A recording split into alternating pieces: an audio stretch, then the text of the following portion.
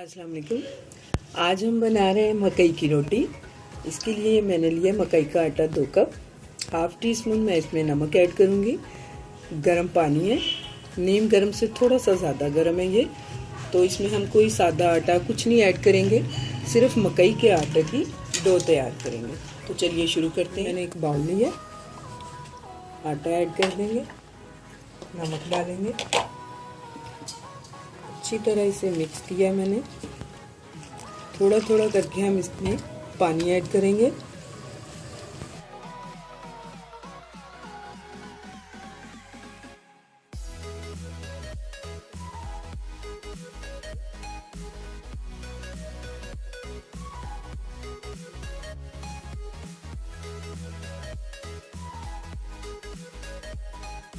अब पकाना शुरू करते हैं मकई की रोटी।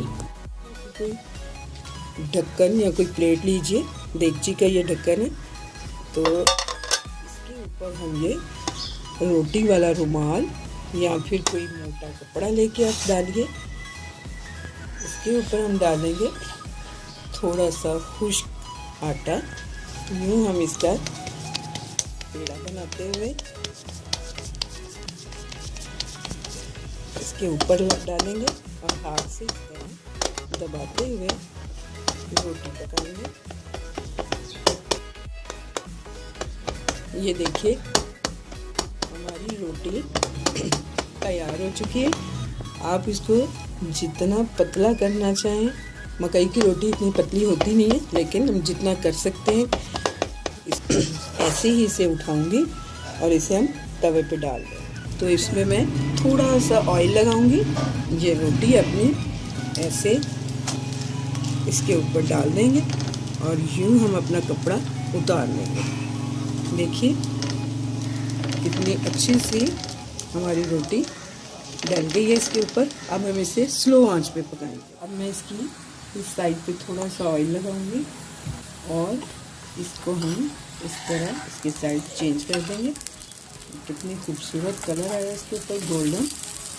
और इसी तरह हम इसे स्लो आंच पे इसकी दूसरी साइड भी पका लेंगे। हमारी रोटी रेडी हो चुकी है दोनों साइडों से। अब हम इसे ऐसे पलटते हुए